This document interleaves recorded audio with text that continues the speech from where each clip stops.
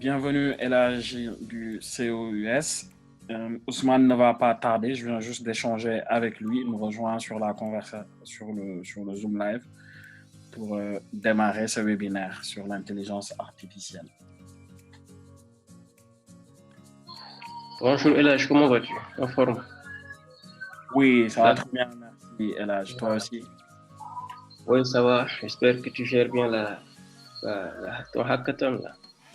Oui, ça se passe très bien. On a eu une soixantaine de projets qui ont été soumis. Donc, on a fermé les soumissions de projets hier à minuit. Il y a eu quelques autres personnes qui nous ont rappelé entre-temps, mais bon, c'était les règles du jeu. On les a orientés naturellement vers Dan Covid-19 pour pouvoir téléverser ces projets-là. Voilà, mais jusque-là, ça se passe plutôt bien. On vient de sortir d'ailleurs d'un panel fort intéressant avec le docteur Sow du FMI, Laurent Chassé de BNP Paribas, Pam Malikba, une digital analyst à Manchester, et puis Fabrice Benoît, président de l'Alliance Big Data. Donc, on a parlé justement de l'impact du Big Data sur cette crise que l'on vit actuellement à travers le Covid-19 et surtout la centralité aujourd'hui de la donnée et l'importance que ça a de capitaliser dessus pour pouvoir demain être plus résilient face à des situations que l'on n'espère pas, mais face à des situations similaires qui pourraient se présenter. Effectivement. Voilà. C'est intéressant quand même. C'est intéressant. On espère juste que ça aura l'impact souhaité, en tout cas, déjà au niveau des intervenants face à la riposte. Je parle bien du ministère de la Santé, mais également les autres secteurs aussi. Je pense que c'est multisectoriel. En tout cas, la riposte elle est multisectorielle. Absolument. Non, il faut juste espérer que tous les parties prenantes, en tout cas tous les secteurs, puissent s'approprier un peu ce volet, en tout cas digital, et que ça puisse vraiment servir après. Parce que c'est là où le bas blesse souvent, en fait. Les gens font du beau travail, vraiment, et que derrière l'appropriation pose énormément de problèmes. Je pense qu'il faudrait peut-être voir dans quelle mesure aussi on pourrait, en tout cas, rendre beaucoup plus résilients ces différents secteurs, pour que demain, effectivement, si de telles épidémies ou pandémies se répandent à nouveau, qu'on puisse agir de façon beaucoup plus en tout cas, pragmatique et beaucoup plus efficace. Absolument. Alors, bonjour Maïmouna, je vois que tu es également arrivé parmi nous. Donc, Ousmane, qui est le modérateur, ne devrait pas tarder, je l'ai eu il y a une minute. D'accord. Bonjour tout le monde. Bonjour Elhadj, et encore merci pour l'invitation. Bonjour. Je vous en prie, même là. Alors, ce que je vous propose en attendant de démarrer, c'est peut-être de vous présenter, en commençant par toi, Maïmouna, honneur aux dames, puis Elhadj, ensuite Daouda et Seydina. D'accord, honneur aux dames, ok. Donc, moi c'est Maïmouna Ndoye. J'évolue dans le secteur des services informatiques. Depuis plusieurs années déjà, environ 10-12 ans. J'ai été dans le secteur des télécoms également, mais toujours dans la partie informatique. Voilà. À présent, je gère la structure Kewel, qui est une ESN. Donc, nous sommes dans l'élaboration de solutions informatiques, de modernisation des systèmes à destination des entreprises. Voilà. Je passe la parole à Elhadj, sauf si vous avez des questions. Oui, merci. Merci Maïmouna. On en aura des questions, en tout cas, c'est clair qu'au fur et à mesure que les discussions vont se développer, je pense que tout un chacun pourra se faire découvrir davantage. Tout à fait. Alors, moi, c'est Elhadj Mamadou Mbeng. Je suis le responsable informatique du Centre des opérations d'urgence sanitaire. En même temps, doctorant en informatique, je travaille un peu sur une thèse rentrant dans la e-santé. Et voilà, on est là un peu pour la riposte. Il faudrait savoir que voilà, je suis responsable informatique du cours, mais en parallèle, quand même, j'ai mes activités en freelance depuis plus de 10 ans dans la conception logicielle et tout ce qui est, en tout cas, conception graphique. Donc, c'est assez large un peu mes zones d'intervention. Et je pense qu'on pourra développer davantage un peu, en tout cas, nos panels diversifiés en termes de compétences, etc. Merci. Bonjour à tous, Daoud Diouf, directeur de Sonatel Academy, également responsable de Orange Digital Center, qui est un tiers d'innovation qu'on a inauguré il n'y a pas longtemps. C'est tout d'heure que je rejoins ce panel qui est fort intéressant et on aura l'occasion d'échanger plus amplement sur le sujet. Merci.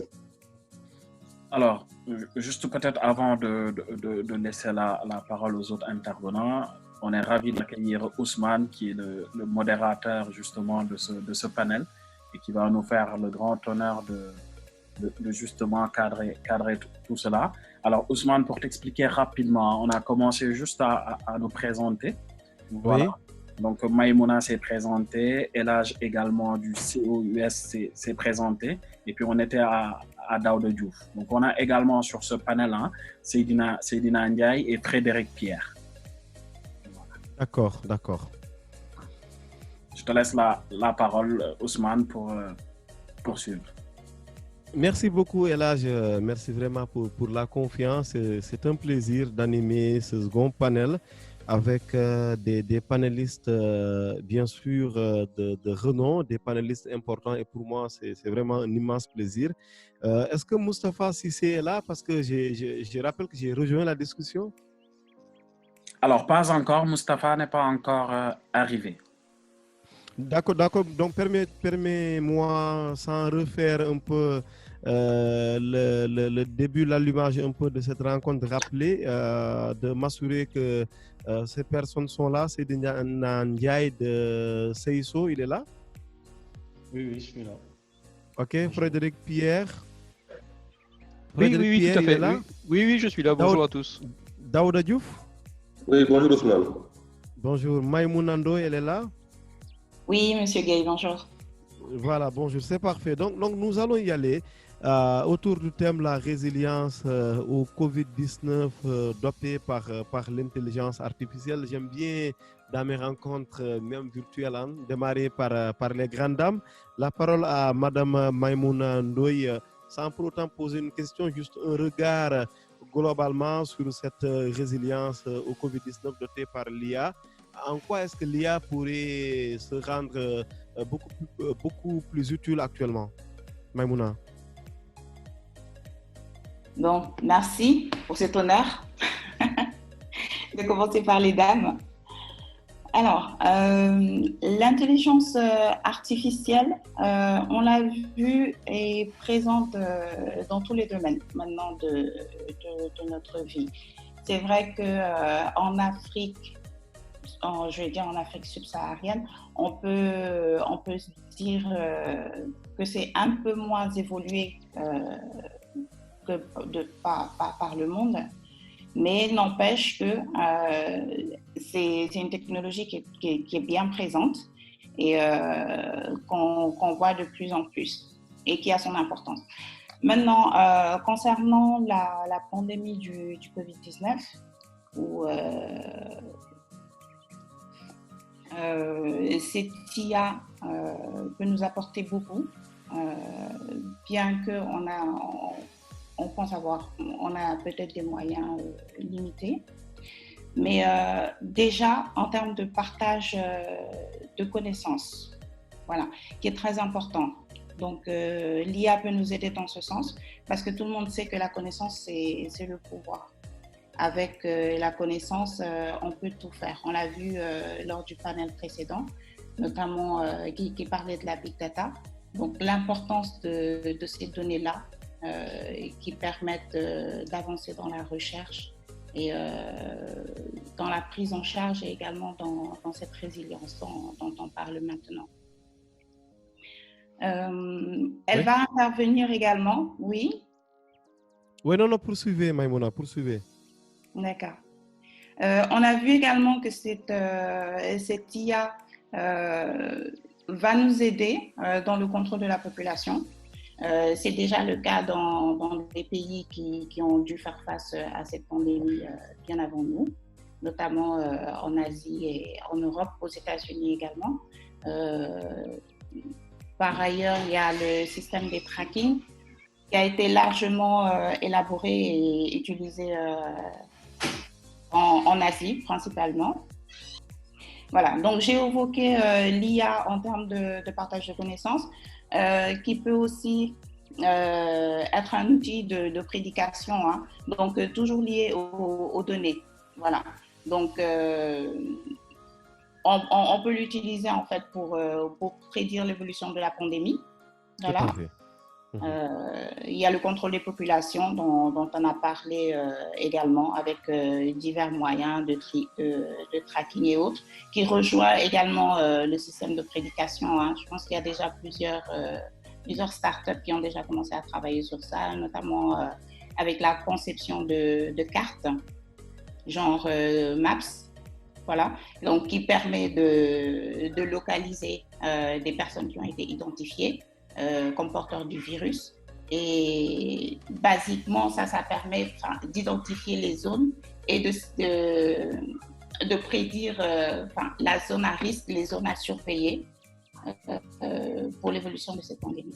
Il y a aussi plein d'autres domaines d'application. Je vais laisser l'occasion aux autres panélistes d'en parler et j'interviendrai éventuellement un peu plus tard. Merci beaucoup, Madame Maïmouna Ndoye. Nous allons à présent passer la parole à Daouda Diouf. Daouda Diouf, directeur de Sonatel Académique. J'ai le plaisir de retrouver, grâce à cette belle initiative de El Hadj et de ses collaborateurs. Daouda, un premier mot sur ce que vient de dire Maïmouna. L'IA, bien sûr, surtout sur le volet prédiction. Merci Ousmane, merci, ravi également d'être retrouvé. Hein. L'image est figée, est-ce que vous m'entendez bien? Oui, c'est bon Daouda, allez-y. Merci Ousmane. Alors, je veux d'abord parler de la résilience, qui est un processus. La résilience est un processus, il faut attendre de sortir de la crise pour le savoir, pour savoir si on était résilient ou pas. Voilà, quand on est dans le fleuve, au milieu du fleuve, avec les crocodiles en train de happer, etc., il faut développer certains mécanismes. Et au sortir de ça, évidemment, on peut parler, disons, de résilience. Dans cette crise, je rappelle que tout le monde s'est complètement planté, notamment les pays occidentaux. Tout le monde a observé la Chine patauger, se démener sans aucune forme d'anticipation. Donc, sur ce qui pouvait se passer, évidemment. Alors, même des masques, je veux dire, la plus banale chose n'a pas pu être anticipée. Donc, d'ailleurs, dans l'histoire des pandémies, on peut se rappeler rapidement de la peste d'Athènes, qui, dirait-on, viendrait de l'Égypte. Ça peut se comprendre très, très simplement, hein, puisque dans l'histoire, les grandes puissances détenteurs de la technologie et du savoir le plus avancé, évidemment, ont l'objet d'une attirance naturelle. Et on peut comprendre effectivement que les gens venaient en Égypte, etc., et qu'ils ont par ailleurs, et que l'Égypte, même les Égyptiens peut-être voyagé, ils ont par ailleurs apporté ce virus-là en Grèce, et voilà. Donc, ne serait-ce que sur le plan donc de l'anticipation, on n'a pas appris. On n'a pas appris de la peste d'Athènes. Alors, la bonne question, j'ai bien noté les interventions de Maïmouna, effectivement, sur le savoir, le partage de connaissances, qui est extrêmement important, le contrôle, le tracking, la prédiction. Mais les bonnes questions, moi je vais me poser des questions. Qu'est-ce qu'on est en train de mettre en place en termes de mécanismes? Là, je ne suis pas encore ciblé, je suis vraiment sur la résilience. Qu'est-ce qu'on est en train de mettre en place en termes de mécanismes pour absorber le choc et espérer s'en sortir? Est-ce que l'IA peut ou est en train d'aider? Je vais y revenir. Mais cette pandémie est une opportunité. Est-ce qu'il y a une opportunité pour l'Afrique de sortir de sa tutelle? C'est une bonne question. Hier même, j'ai entendu dans le lancement, dans l'introduction, quelqu'un parler d'initiative de Smart Africa, ou en tout cas d'initiative du président Macron. Moi, j'en appelle à un peu d'humilité. Tout le monde s'est planté. Donc, il n'y a pas une solution, allez-y, non. Je crois que l'opportunité est donnée à l'Afrique de montrer sa capacité d'innovation, de créativité pour répondre à cette problématique-là. Il faut évidemment, comme j'ai dit tantôt, attendre de sortir de la crise pour le savoir. On ne peut pas, évidemment, je reviens sur la question même de la dette dont on a parlé. C'est des questions qu'il ne faut pas se poser maintenant. L'autre question, c'est est-ce que l'Afrique doit attendre évidemment qu'on lui impose certaines solutions, sachant que personne, encore une fois, je dis personne, n'a pas la solution aujourd'hui. Et c'est tout le sens, moi, que je donne à l'initiative de LH. J'avais arrêté complètement de parrainer des hackathons dans la formule de base où c'est du buzz, c'est des termes, on est vraiment dans du folklore. Mais l'opportunité de se donner aujourd'hui de pouvoir se mobiliser les développeurs et répondre à une problématique qui est là, qui est réelle. Ça, c'est le sens, moi, je rappelle Ousmane, que je donne à tout l'accompagnement que je donne à ces jeunes qui étaient perdus quelque part par le système éducatif et qui proposent des solutions sur la base, évidemment, de connaissances, de savoir, comme l'a dit Maïmouna, de proposer des solutions concrètes à des problèmes locaux. Donc, avons-nous besoin? Donc, les questions que j'ai posées, évidemment, c'est à tout le monde, c'est des réflexions. Pour revenir à l'IA, il est évident que l'IA peut et doit aider la médecine dans ce contexte de Covid. Et d'ailleurs, même avant Covid, mais ça suppose encore, faudrait-il que la ressource indispensable qui est la donnée, je crois que même on l'a abordé en disant que sur le panel d'avant, la donnée qui est capitale, qui est fondamentale, qui est vraiment l'essence, le carburant, ça, où est-ce qu'on en est, ces données-là? Pareil également pour le moteur ce que sont les calculateurs. Donc ces deux éléments, on en est à des balbutiements aujourd'hui au Sénégal. Pour être vraiment vrai, dans le vrai, il faut maintenant réfléchir à changer tout de suite les mécanismes pour avoir la Chine qui me semble aujourd'hui et ma connexion est stable, vous m'entendez, hein? La Chine qui me semble aujourd'hui est très avancée.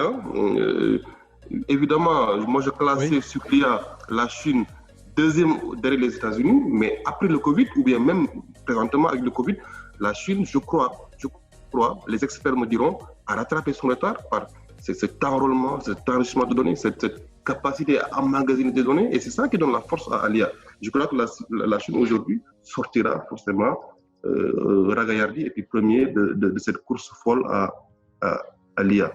Donc, je ne veux pas être long, mais juste une dernière chose, Man. Il ne faut pas qu'on s'embarrasse de contraintes, de liberté, de RGPD. Quelqu'un aussi en a parlé hier au lancement. Quand la survie d'un peuple est en jeu, il faut mettre de côté certaines réflexions et poser le problème de dire on a besoin de données, on a besoin d'enrôler des données, on a besoin d'un vrai big data pour répondre avec des solutions concrètes aux problèmes qui sont posés pour combattre cette pandémie-là. Voilà, pour ne pas être long, c'est une introduction assez longue. Maintenant, on va échanger. Ousmane, merci, je te redonne la parole. Merci beaucoup, Daouda. On aime ton introduction parce qu'elle pose les enjeux, parce qu'elle nous sur résilience au Covid-19 dopé par l'IA. Question à présent à Seydina Ndiaye de CISO, si c'est bien ça. Seydina, on a l'impression, j'aime bien le redire un peu dans mes émissions sur e-radio, on a l'impression que le ciel nous tombe sur la tête. Moi, spécialiste de l'IT au Sénégal, côté journalistique, je ne suis pas au courant d'une politique Big Data et d'une politique intelligence artificielle, comme je le disais dans le panel précédent avec les Fabrice Benoît et les autres. Il n'y a pas eu d'anticipation. C'est comme si le ciel nous tombe sur la tête. C'est comme si on se réveille un beau jour, on se découvre au fond de l'eau et on se débat pour avoir la tête, disons, en dehors de cette eau-là. Seydina, ça vous inspire quoi? Bonjour Ousmane, bonjour tout le monde. Par rapport à votre question, oui. Il est clair en fait que le Sénégal, malgré ce que certains peuvent penser, commence à réfléchir par rapport à l'IA depuis quelques années. Donc, de nombreuses choses ont été mises en place. Notamment, il y a l'Académie nationale des sciences qui est en train de finaliser un rapport sur l'intelligence artificielle qui sera remis au président de la République et donc qui décortique un peu toute cette science et qui pose en fait les différents enjeux qu'il y a pour que le Sénégal se positionne. Et je pense que ce rapport-là pourrait être un premier pas vers une stratégie nationale sur l'intelligence artificielle. Parallèlement à ça, il y a également pas mal d'initiatives au niveau du privé. Donc, il y a de plus en plus d'entreprises qui commencent à s'intéresser à ça et qui ont même des solutions qui marchent. Il y a également le ministère de l'enseignement supérieur, donc qui, depuis 2-3 ans, a initié un certain nombre de choses, notamment l'acquisition d'un supercalculateur dont parlait Daouda tout de suite, donc qui permettra de donner à toute la communauté en fait une puissance de calcul assez importante pour qu'on puisse faire pas mal de choses donc au niveau de l'IA au Sénégal et même dans la sous-région. Le ministère a aussi initié pas mal de projets de développement de formation de pointe en fait dans le domaine de l'IA, dans le domaine du Big Data Analytics, etc. Et qui a été même financé aussi donc à hauteur de presque 2 millions d'euros. Donc l'État du Sénégal est en train de faire pas mal de choses concernant ce secteur-là et le privé aussi s'organise un peu. Il y a deux initiatives également de la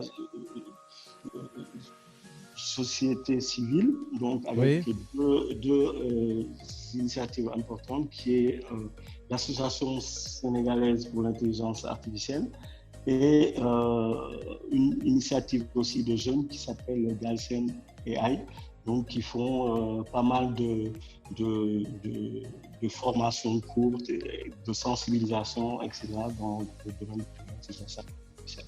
Donc ça ne nous tombe pas dessus, il y a des choses qui arrivent. C'est vrai qu'il y a un retard à rattraper, mais on ose croire que l'avenir sera radieux dans ce secteur. Merci beaucoup à Seydina Ndiaye. Nous allons vous revenir plus tard au cours de ce panel. Je vois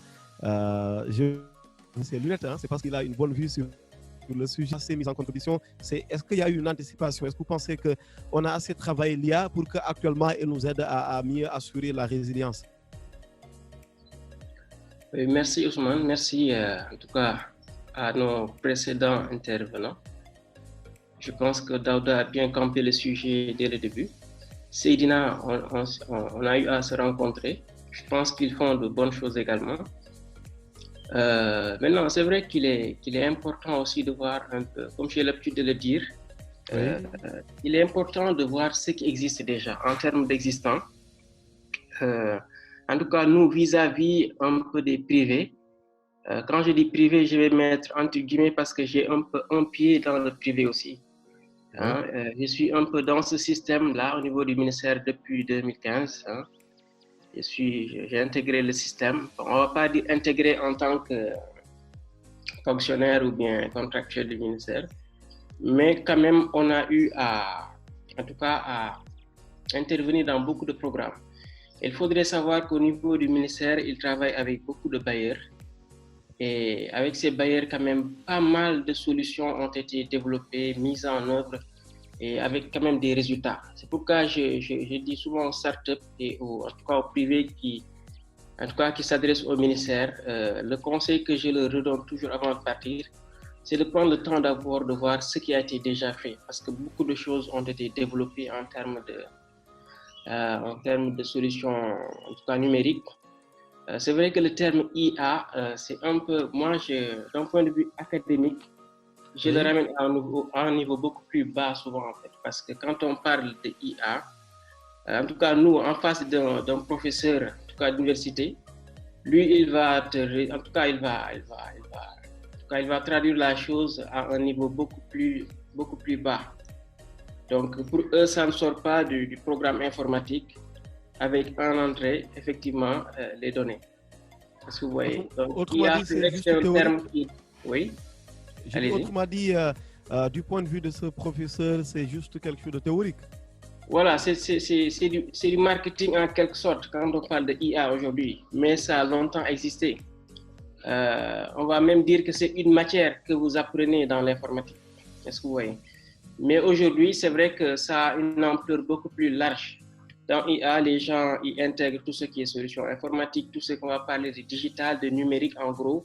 On va parler d'informatique embarquée. Aujourd'hui, on parle d'objets connectés, mais c'est de l'informatique embarquée. Voilà, donc il y a toute une théorie derrière.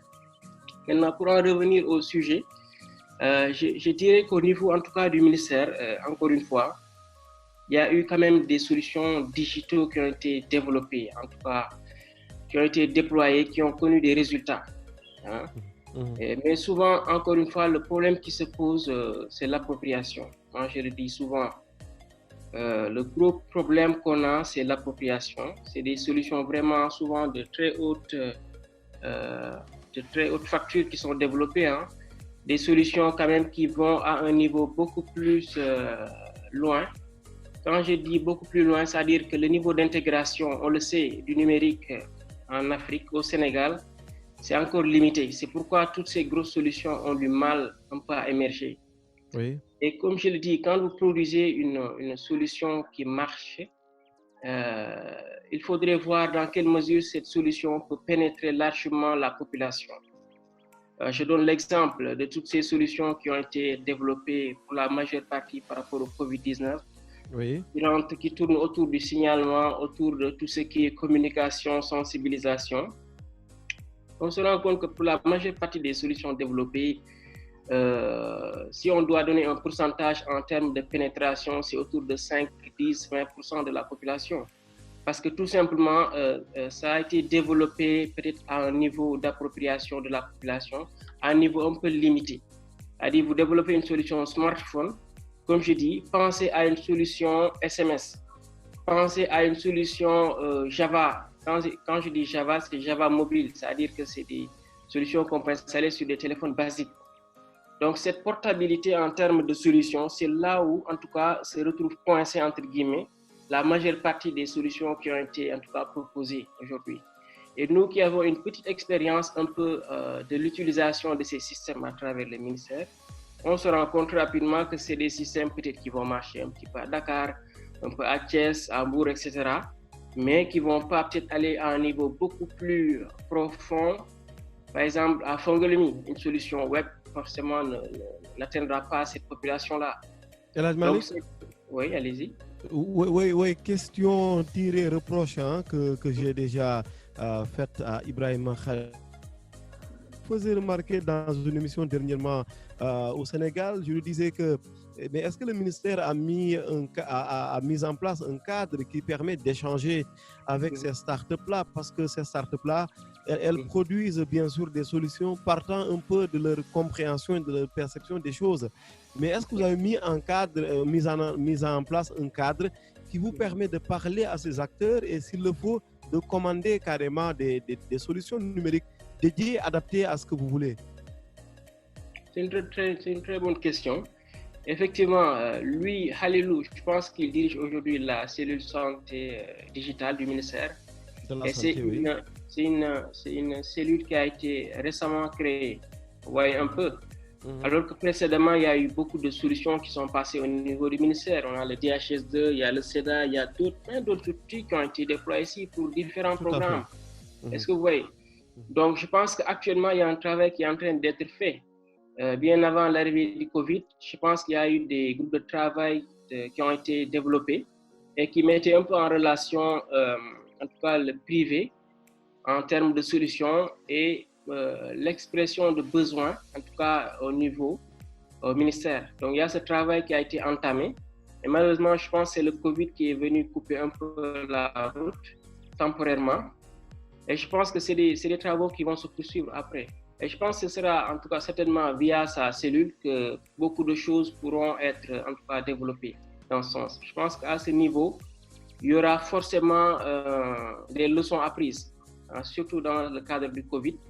Et comme l'a dit Daouda, je pense qu'il faudrait retenir l'aspect opportunité aussi pour ce Covid. C'est une opportunité. C'est une opportunité pour beaucoup de jeunes. Mais encore une fois, il est important de camper le cadre dans lequel ces jeunes, en tout cas, pourront se mouvoir et proposer vraiment des choses qui pourront servir surtout vraiment, en tout cas, au ministère et aux autres secteurs. Parce que, comme je l'ai dit, c'est multisectoriel. Hein. Il faudrait noter que cette maladie, c'est avant tout une zoonose. C'est une maladie qui touche aussi bien les humains que les animaux. Et dans ce cadre, il y a un programme qu'on appelle, en tout cas, il y a un groupe One Health qui travaille autour un peu de ce cadre multisectoriel et qui permet, en tout cas, aide un peu à pouvoir faire intervenir plutôt les différents secteurs dans ces cas de situation où il y a une zoonose qui se présente. Merci, merci beaucoup El Hadj Mamadou Mbengue, membre donc du COUS, le Centre des opérations d'urgence sanitaire du ministère de la Santé. Je m'avais donné la parole à Monsieur Frédéric Pierre, il est là? Oui, je suis là, oui, bonjour.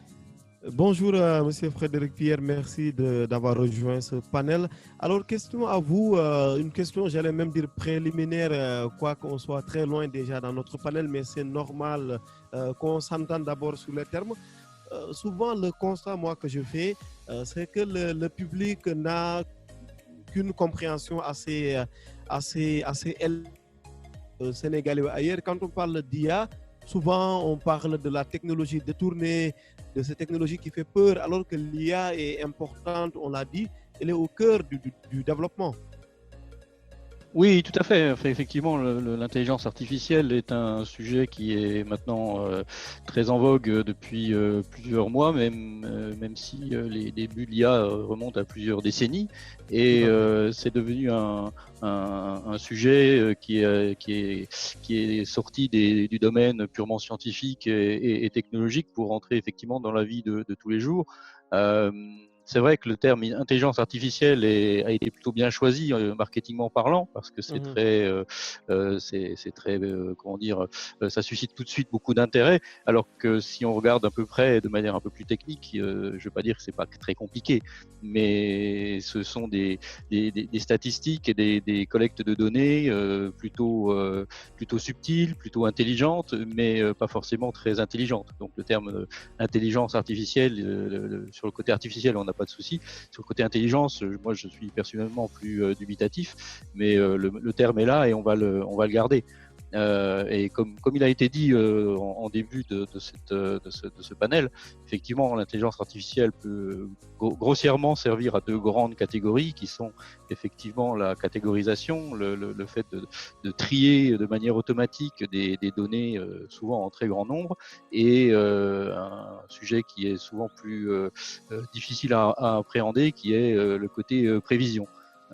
Donc le côté intelligence artificielle pour faire la catégorisation nécessite effectivement un grand volume de données, et ça c'est tout le sujet, c'est le sujet central de l'intelligence artificielle basée sur des réseaux de type réseau de neurones par exemple, par opposition à l'intelligence artificielle de type symbolique, et l'intelligence artificielle qui permet effectivement de prédire repose sur un postulat qui est qu'on peut prédire le futur à partir du passé, ce qui n'est pas toujours le cas non plus. Donc c'est un vaste sujet, il y a des implications à la fois techniques, technologiques, sociétales, voire philosophiques dans l'usage de l'intelligence artificielle. Il n'en reste pas moins qu'effectivement c'est un outil absolument fantastique qui permet d'aller beaucoup plus vite dans un certain nombre de sujets. C'est surtout, moi, ma vision de l'intelligence artificielle, c'est surtout un outil qui est absolument remarquable et redoutable dans le fait de synthétiser la connaissance. Quand on dit dans le domaine de la santé qu'un système d'intelligence artificielle appliqué à la radiologie, par exemple, permet de détecter plus rapidement les cancers ou les tumeurs, etc., c'est pas l'intelligence artificielle en elle-même qui fait ça. C'est les milliers de médecins qui ont collaboré pour trier, étiqueter des données, les labelliser, comme on dit effectivement, que l'on a réussi à synthétiser dans un outil qui, une fois qu'il est opérationnel et qui a passé cette étape, encore une fois très importante, permet de restituer cette connaissance et la mettre au service d'un nombre très grand, potentiellement très grand d'utilisateurs qui, eux, vont bénéficier de l'intelligence et de l'expérience qui a été accumulée et synthétisée dans cet outil. Moi, dans le domaine de la santé, c'est vraiment l'application l'interprétation que j'ai de l'intelligence artificielle appliquée au domaine de la santé, c'est vraiment ce qui, moi, me fascine le plus. Oui, retour à Maïmouna Ndoye. Maïmouna Ndoye, vous êtes toujours là? Oui. Maïmouna? Oui, Ousmane, je suis là. Oui, comment financer les solutions IA? En fait, si on prend le cas de l'Afrique, du Sénégal particulièrement, que moi je connais, parce qu'on voit régulièrement de très belles applications, de très belles solutions numériques sortir des écoles. J'en parle d'ailleurs demain dimanche dans une grande émission où je reçois le monde de l'enseignement supérieur. Et je demandais par exemple au directeur général de l'ESP, parce qu'à l'école supérieure polytechnique de Dakar, on a mis en place un robot qui permet de soins, de remettre quelque chose à un patient. Ce genre de solution numérique, c'est vraiment très, très important. Mais malheureusement, ça reste souvent à l'état de prototype. Ça fait la une de l'actualité, le lendemain, on l'oublie. Comment aujourd'hui financer des solutions comme ça? Maïmouna. Oui, alors, avant de tenter d'apporter une réponse à ta question, j'aimerais revenir sur un aspect que M. Mang a évoqué tout à l'heure et qui, à mon sens, est capital dans la proposition de solution. C'est que les porteurs de projets informatiques ou les développeurs, ils oublient généralement de prendre en compte cet aspect prise en main des solutions qu'ils proposent, l'appropriation finale par l'utilisateur. Vous l'avez dit tantôt, on voit maintenant de très belles solutions très évoluées dans l'air du temps. Mais moi, quand je vois des choses comme ça, je suis tout aussi émerveillée par l'initiative, la créativité de nos jeunes maintenant. Mais tout de suite après, je me pose la question, mais comment pensent-ils faire accepter cette solution-là, ou juste que leur solution soit utilisée à grande échelle dans nos pays? Parce que c'est vrai que quand on reste à Dakar, parce que la plupart des choses se passent ici à Dakar, tout devient très facile, on a l'Internet, voilà, on a la technologie. Mais il suffit qu'on s'éloigne un tout petit peu pour voir que finalement, ça devient très vite inutilisable.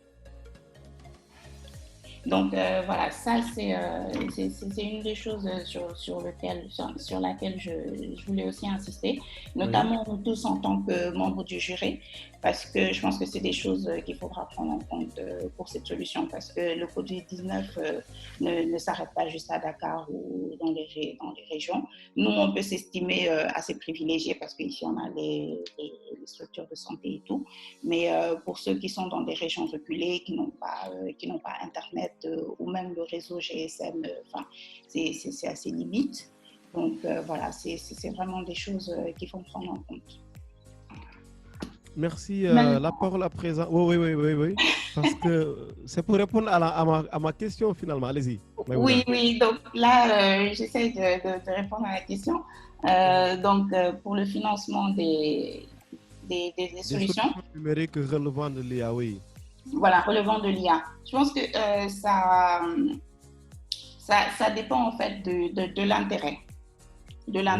Donc, le secteur qui verra un intérêt dans cette solution qui est proposée, donc elle sera plus à même de financer cette solution-là. Ça peut être des structures de l'État qui justement ont des solutions, Monsieur Meng ne me contredira pas, je pense, qui ont des fonds prévus à cet effet. Mais également les privés également constituent des sources de financement. D'accord. Monsieur Abdou Karim Sarela, directeur du projet Open. Monsieur Sarr. Oui, bonjour, je suis là, excusez-moi. Oui. Un regard sur ce qui a été dit, notamment par Maïmouna.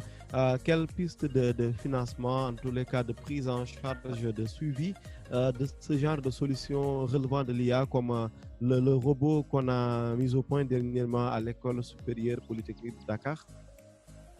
Ok, effectivement, il y a des choses très intéressantes qui ont été dites précédemment, notamment par Maïmouna, justement sur cette solution de financement. Après, je pense qu'il ne faut pas toujours attendre les moyens de l'État. Effectivement, l'État a ses fonds, l'État a ses moyens, mais je pense qu'après, mettre en place des solutions d'incubateurs, des solutions de start-up, que les entreprises entre elles-mêmes s'associent et mettre en place des systèmes d'accélérateurs comme ça, permet à tout le monde en fin de compte d'en profiter. Parce que si toutefois on attend qu'il y ait des bailleurs ou qu'il y ait que l'État qui finance, derrière ça peut ralentir l'avancement. Donc à mon humble avis, effectivement il faut l'apport des officiels et des investisseurs bien sûr, mais aussi toute entreprise qui en tout cas est dans cette mouvance-là doit pouvoir mettre en place des acteurs ou une structure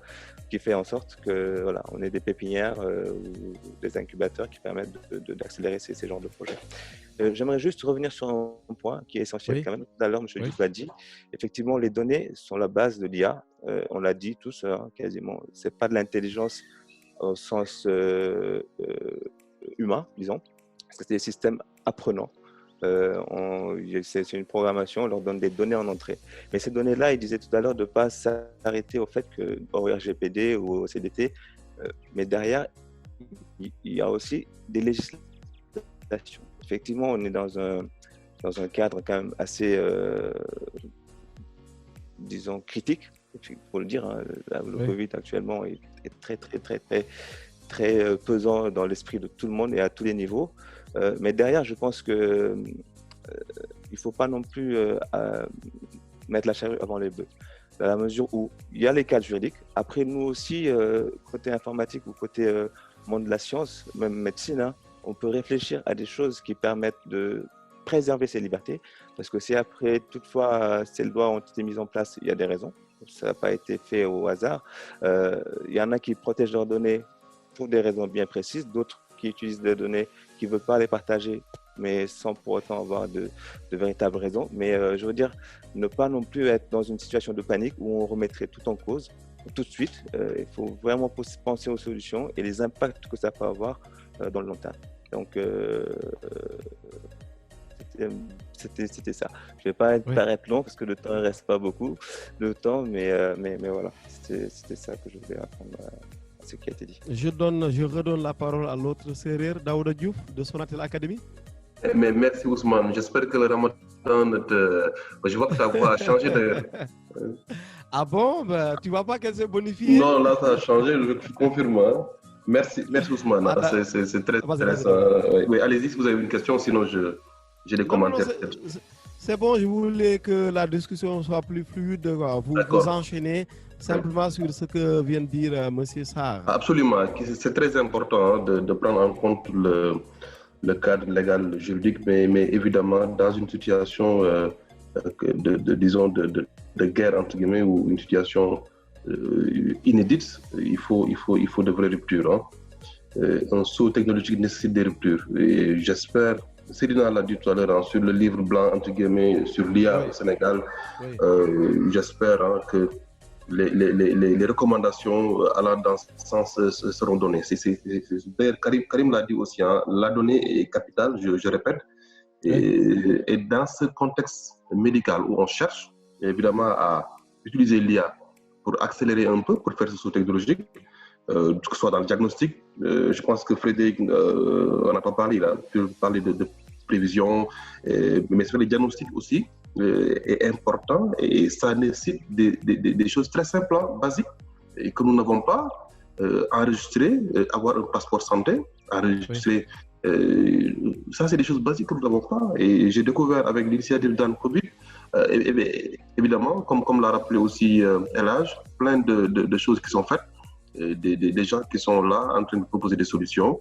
Mais évidemment, le cadre, c'est peut-être le cadre qui manque pour essayer de mettre en synergie toutes ces solutions, pouvoir les encadrer, que ce soit dans le cadre d'incubateurs ou bien même d'initiatives citoyennes, hein, comme dans le Covid.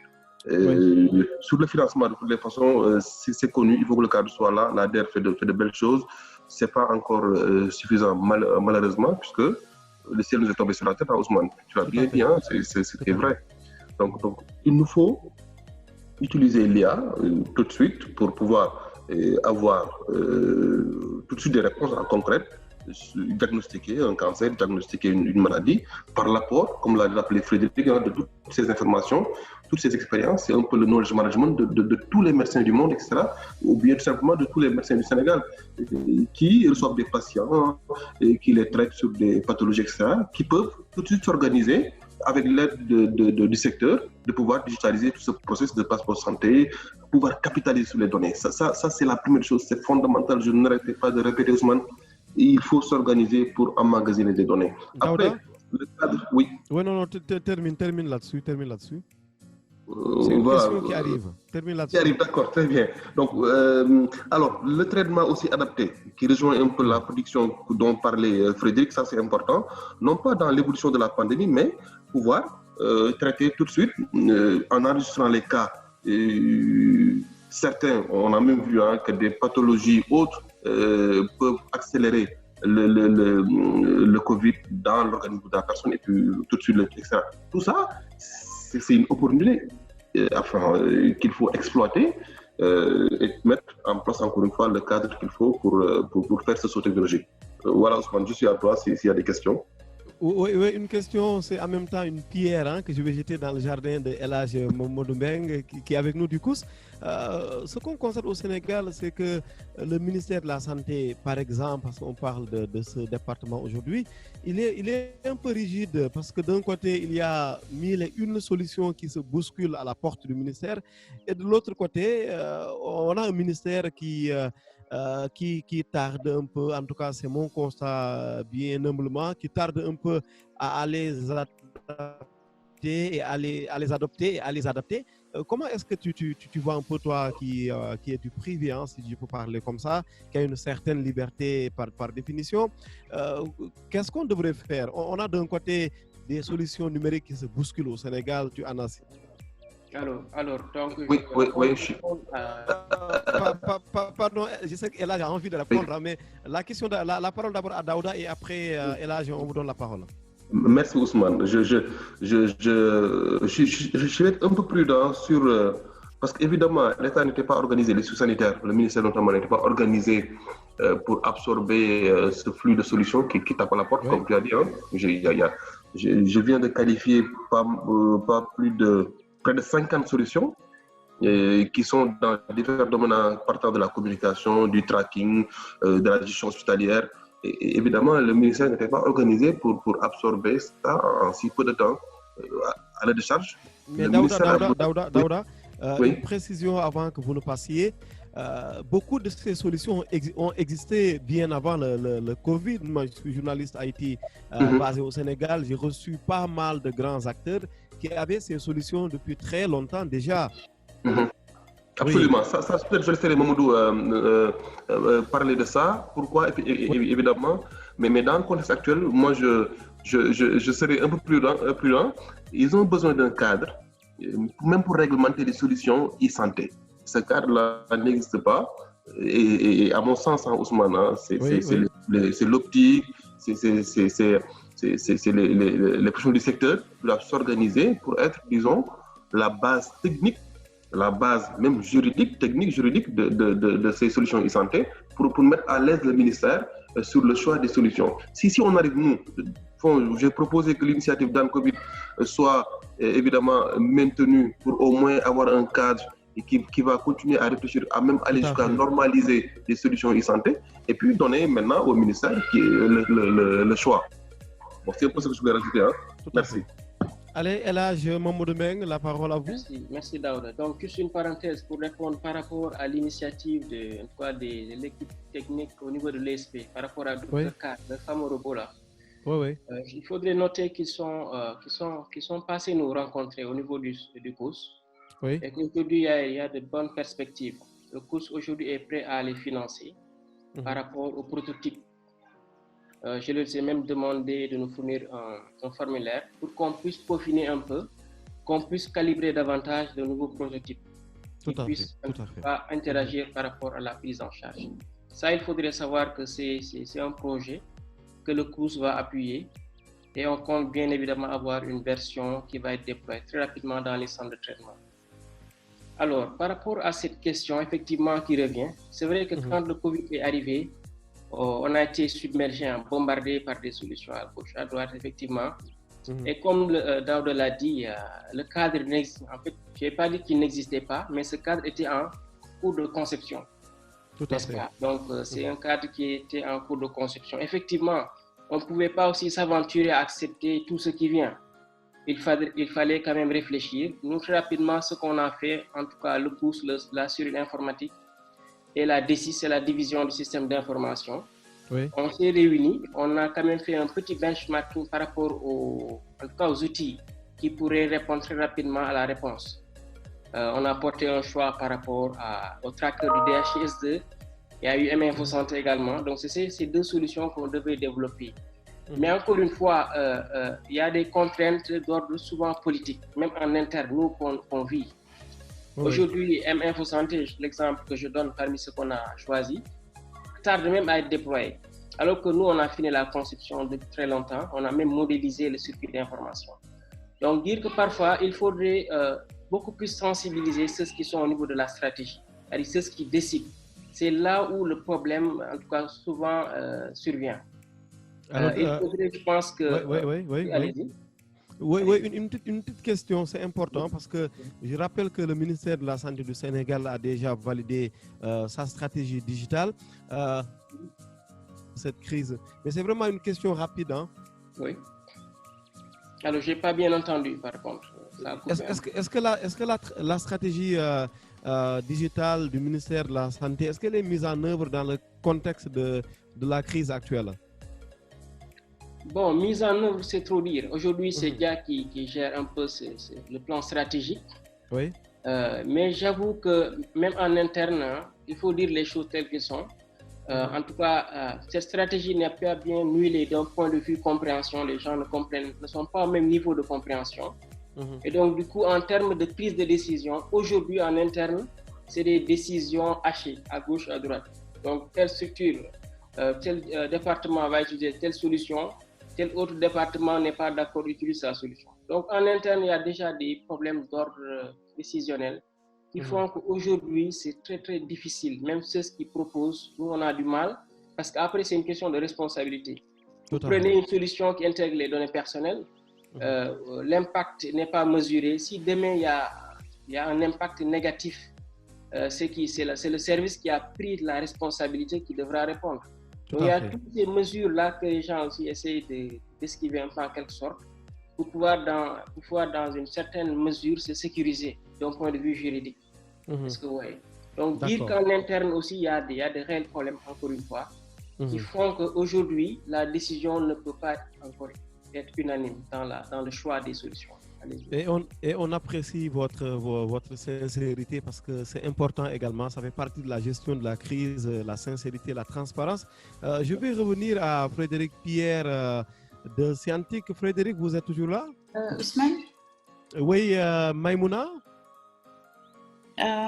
Avant de passer à Frédéric, est-ce que je pourrais poser une question à M. Mang? Vous avez déjà la parole, allez-y. D'accord. Non, c'est surtout par rapport au timing. Alors, très rapidement. Moi, j'ai une interrogation depuis un moment, depuis le début de la crise. C'est que nous sommes dans un contexte de globalisation, donc de mondialisation, si vous voulez. La crise, elle s'est déclarée en Chine. Ensuite, ça s'est étalé en Europe. Tout à fait. Donc, c'était tout à fait prévisible que ça arrive aussi en Afrique, voilà, chez nous. Et ma question, c'est quelles sont les initiatives qui ont été prises en termes d'anticipation par le ministère de la Santé ou par le COUS? Mamadou, oui. Oui, en termes d'initiative digitale, je dirais que... Pas forcément digitale, hein, on va un peu sortir du contexte. Oui, je pense que dans l'anticipation, le COUS avait déjà anticipé. Parce que le rôle du COUS, avant tout, c'est de préparer les catastrophes. Donc nous, on était déjà dans une disposition à préparer ces catastrophes-là. Parce qu'on organisait régulièrement des séances de simulation, on préparait des équipes. Il y a ce qu'on appelle les équipes mobiles d'intervention rapide. Tout ça, c'est des préalables qui ont été mis en place. Mais aujourd'hui aussi, comme j'ai dit, entre guillemets, le COUS aussi a roulé un peu plus rapidement, même que les autres instances du ministère. Donc du coup, nous, on roule à 100 à l'heure, le reste roule à 20 à l'heure. Vous voyez un peu l'impact que ça peut avoir en termes de suivi. Effectivement, voilà. Maintenant, ce qu'il faudrait retenir, c'est que d'un point de vue préalable, prédisposition, quand même, le ministère a eu à prendre des mesures pour se préparer un peu par rapport à tout cela. Voilà. Maïmouna, c'est bon, vous êtes servi? D'accord, merci. D'accord, donc la parole à Frédéric Pierre. Hein. Je signale au public que nous avons bien reçu ces questions et que les panélistes vont y répondre après. Est-ce que Frédéric est là? Oui, je vous entends. Ça coupe parfois, mais je vous entends. Parfait alors. Alors c'est à vous un commentaire un peu sur ce qui a été dit tout à l'heure par vos co-panélistes. Oui, mais écoutez, je suis très très content de voir qu'effectivement l'activité autour de que le Covid quelque part est un révélateur de l'activité, du dynamisme des équipes à travers le monde en général, mais surtout en Afrique, parce que c'est vraiment un sujet fondamental et essentiel. Et je suis vraiment très très heureux de voir que le Sénégal est tout à fait en pointe dans ce sujet, même si les difficultés que les autres pays ont rencontré ou continuent à rencontrer ne vous sont pas étrangères. Je pense que vous avez effectivement beaucoup d'arguments et beaucoup de ressources qui vont vous permettre d'avancer vite. Et je pense qu'effectivement, ce triste épisode de pandémie va avoir quelque part des effets positifs sur le dynamisme, sur la mutualisation d'un certain nombre de ressources et de connaissances et d'efforts surtout. Et je pense que ça va faire progresser significativement le sujet qui nous intéresse aujourd'hui, c'est-à-dire comment faire pour combattre cette pandémie, comment augmenter la résilience des systèmes d'information en général à ce genre de situation qui, encore une fois, n'a jamais été anticipée, même si on a eu un certain nombre de cas où a posteriori, on disait effectivement, on y avait pensé, mais on n'avait pas fait grand-chose.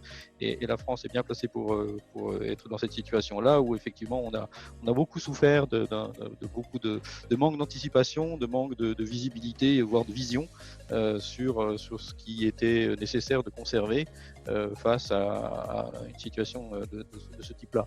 Je pense qu'effectivement, un des atouts de l'intelligence artificielle, c'est que c'est relativement accessible à beaucoup de monde, que c'est pas réservé à des élites, et surtout l'usage de l'intelligence artificielle va se démocratiser, en tout cas je l'espère, pour descendre au niveau de tous les citoyens qui vont pouvoir bénéficier de ce que nous a apporté la technologie et du big data, c'est-à-dire des puissances de calcul et la possibilité de manipuler des grands volumes de données de manière relativement aisée.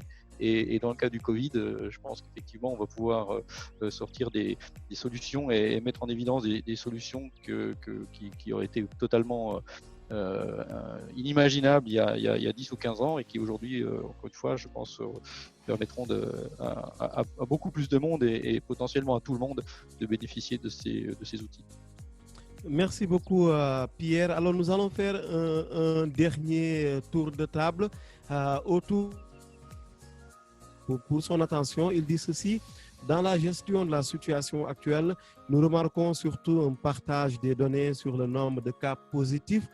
Contact, est-ce que l'on ne devrait pas utiliser l'IA, le big data, pour aller vers des prévisions? Cela permettrait, par exemple, à l'État de prendre les meilleures décisions en termes de gestion de la crise. La parole d'abord à M. Sarr. Mamadou. Allez-y. D'accord. Oui, effectivement, là-dessus, ce qu'on peut dire, c'est que... vous voulez que je vous rappelle la question? Non, mais je l'ai, mais oui, allez-y, il n'y a pas de souci, je l'ai, mais... Parce qu'avec le ramadan, c'est très compliqué. C'est pas facile. Oui, rapidement, il dit en substance, monsieur Makhtar Ndiaye, qui fait partie du public, il dit: est-ce qu'aujourd'hui l'IA et le big data ne permettraient pas à notre gouvernement d'avoir une meilleure analyse de la situation et donc de pouvoir anticiper des décisions? On parle par exemple de la reprise des cours au Sénégal à partir du 4 juin prochain. Est-ce qu'une bonne maîtrise de l'IA et du big data n'aurait pas aidé à mieux voir là-dessus? Effectivement, ça pourrait. Effectivement, je parle au conditionnel, ça pourrait aider. Oui, on a compris. Non, j'insiste parce que tout simplement, M. Pierre l'avait souligné tout à l'heure, l'IA est essentiellement fondée sur des prédicats. C'est-à-dire, on apprend de ce qui est passé pour pouvoir prédire ce qui va arriver. Aujourd'hui, ce qui se passe justement par les mathématiciens, ça se fait. Aujourd'hui, les statisticiens utilisent des modèles pour justement prévoir l'évolution de la pandémie ou des nombres de cas, comme on dit. À terme, effectivement, on peut utiliser l'IA pour pouvoir justement modéliser plus ou avoir plus de puissance de calcul, disons, mais dans un second temps. Donc, il faut l'implémenter maintenant pour que ça puisse donner ses résultats dans quelques temps. Merci. Alors, on va y aller très vite. Merci à vous, monsieur Abdou Karim Sarr, pas Abdou Karim Sarr, Mamadou Mbengue, Elhadji Mamadou Mbengue du COUS. La parole à présent à Daouda Diouf, vraiment 1 minute. Est-ce que le big data et l'IA permettraient d'avoir une meilleure prédiction, de faire une meilleure anticipation? Bien sûr, la réponse, tout le monde la connaît, c'est oui, mais comment pour le Sénégal notamment? Dans l'état, merci Ousmane, je rejoins totalement ce que dit Abdou Karim. Dans l'état actuel des choses, on ne peut pas tout de suite faire un algorithme d'apprentissage basé sur... On n'a pas enregistré grand-chose. Encore une fois, ça revient à la question des données. Mais évidemment, comme tu l'as bien dit, la réponse est oui. Et le comment, c'est ce cadre-là qu'il faut mettre en place pour pouvoir emmagasiner des données et mettre en place des algorithmes d'apprentissage qui vont pouvoir prédire ce qui va se passer en fonction de ce qui a été vécu. Voilà. Merci Daouda, merci pour la concision surtout. Nous allons à présent donner la parole à Abdou Karim Sarr. Un mot sur Big Data et IA comme outil de prédiction.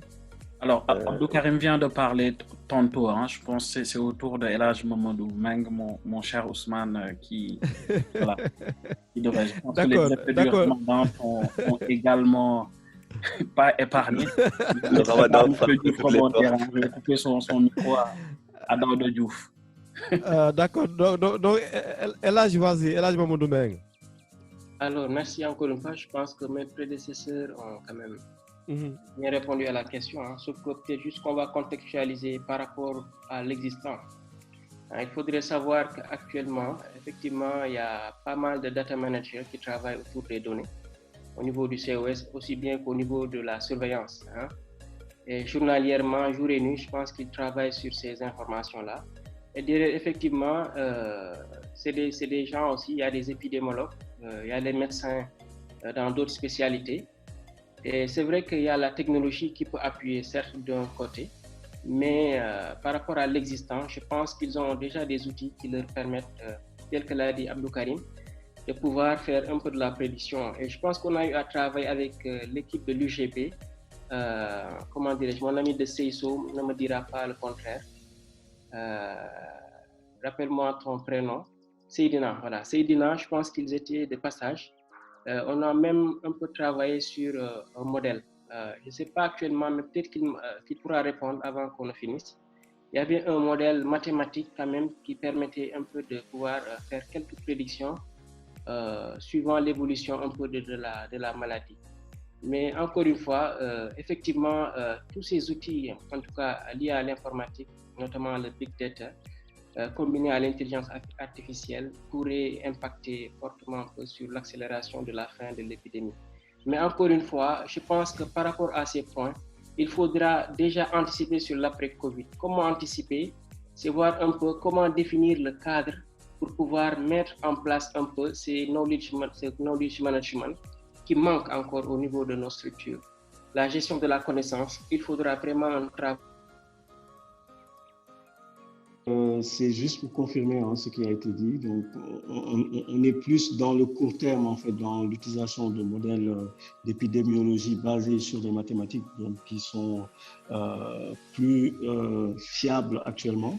Et parce qu'il n'y a pas assez de données, il n'y a pas assez de recul en fait pour utiliser dès maintenant tout ce qui est IA et Big Data. Mais il est important dès maintenant de mettre le cadre, donc de récolter de plus de données pour que dans un avenir, on puisse utiliser l'IA. Merci beaucoup Seydina Ndiaye. Frédéric Pierre. Oui, pardon, excusez-moi, j'ai le temps de réactiver le micro. Non, j'ai pas de commentaire particulier. Je pense que tout ce qui a été dit est tout à fait cohérent et tout à fait en ligne avec les événements actuels et je pense qu'effectivement c'est un sujet qu'il va falloir continuer à suivre de manière très très fiable et très pointue dans les semaines, les mois et les années qui viennent. Nous avions démarré par la grande dame, on va aussi terminer par elle, Maïmouna Ndoye. Est-ce que Maïmouna Ndoye est là? Oui, je suis là. C'était le temps de réactiver mon micro. Oui, alors pour terminer, puisque je termine, donc j'en profite pour remercier tout le monde de leur précieuse intervention. Et voilà, pour ma part, en termes d'après-Covid, je pense qu'un des axes sur lesquels peut-être on devrait commencer à réfléchir, c'est le moyen de concevoir un système d'information dans le domaine de la santé. Parce que je pense que ce serait intéressant de pouvoir mettre en place un tel type de système, ne serait-ce que pour pouvoir avoir ces données-là, stockées quelque part, même si on ne les utiliserait pas dans un premier temps, mais commencer à voir comment on pourrait informatiser, digitaliser les dossiers des patients. C'est vrai que ça ne va pas être un travail d'1, 2, même 3 ans, mais vraiment, je pense que c'est un projet qui serait important à réfléchir. Merci beaucoup. Et là, je vais peut-être un dernier mot. Alors, donc, pour être concis, tellement le sujet est intéressant qu'on est totalement sorti du timing d'une heure. Je vais abonder dans le sens de Maïmouna. Merci vraiment à tous pour ces échanges de haute facture. Deux choses je retiens. Hein. Donc, un vrai professionnel accompli et puis rompu à l'exercice Ousmane Gueye. Voilà, merci d'avoir animé ce panel. Alors, pour revenir peut-être rapidement sur le sujet, donc je vais rejoindre les différents prédécesseurs dans le sens où l'intelligence artificielle aujourd'hui va couvrir deux pans. Le pan de calculateur, de pouvoir gérer ces données en masse que l'on va recevoir à travers le Covid-19, donc de pouvoir capitaliser dessus pour développer notre résilience, et également le volet, comme l'a si bien rappelé mon cher Abdou Karim, en termes d'outils prédictifs, en fait, qu'on soit sur des algorithmes prédictifs qui puissent nous ouvrir les horizons du futur, entre guillemets, et qui nous permettent d'être à l'aise dans la prise de décision pour nos gouvernements, pour nos professionnels de santé. Et naturellement, l'après-Covid, comme je disais hier dans mon discours, se prépare également. Donc, il faut préparer tout ça. Donc, il faut trouver les moyens de capitaliser sur les données, de développer des intelligences artificielles qui vont être justement adaptées pour cela. Donc, je salue également la belle initiative, la belle dynamique avec l'initiative publique-privée de Dan Covid-19 qui rentre dans ce cadre-là, où je sais que des solutions dopées par l'intelligence artificielle sont vraiment en cours d'étude. Voilà. Et si je peux me permettre juste une dernière remarque un peu sur tout ce qu'on dit là sur l'IA, et puis qu'a souligné mon cher Daouda également. Il est important, nous on nous l'apprend beaucoup en ingénierie, c'est-à-dire d'avoir ces réflexions out of the box un peu. Donc d'avoir des réflexions à bon escient, donc ce qu'on fait aujourd'hui à travers l'intelligence artificielle, que ça s'oriente vraiment à bon escient en fait. Typiquement que ce soit centré sur l'humain en fait, et que ça puisse nous permettre de résoudre des problèmes. Donc on n'est pas dans l'utilisation des données à caractère personnel pour des enjeux autres que celle de trouver des solutions à cette problématique qui est une crise sanitaire mondiale. On a des enjeux de survie, simplement, de survie. Absolument, de survie mondiale, absolument. Voilà. Et puis on a été impacté tous les pays. Et donc nous devons être debout de façon solidaire, de façon inclusive. Pour pouvoir pallier justement à tout cela. Merci encore une fois à tous pour ce très très beau panel. Et merci à nos différents panélistes. Et peut-être une seconde, mes excuses à Frédéric Pierre. Je me rends compte qu'il y a une coquille sur la slide. J'en suis désolé.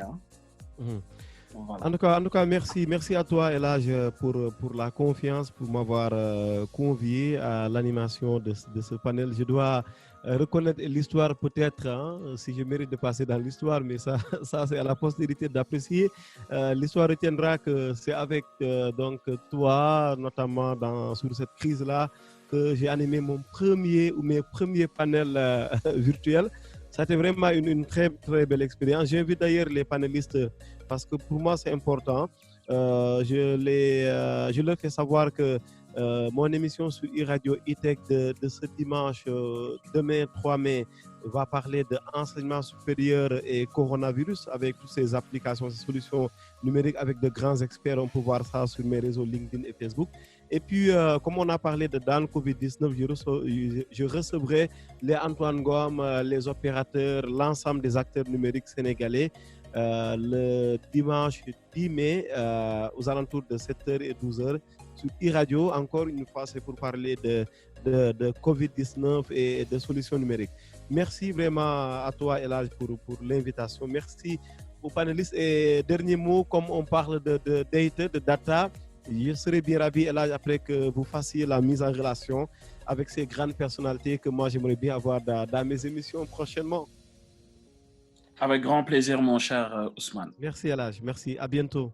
Je voulais tous vous remercier et vous souhaiter bonne chance. Et puis, j'ai beaucoup apprécié ces échanges et j'espère qu'on aura l'occasion, grâce à Internet, de continuer ces échanges à distance. Merci à tous et encore une fois, bravo. Merci à tous. Au revoir. Au revoir. Au revoir. Merci à tous. Au revoir. Au revoir. Merci, au revoir.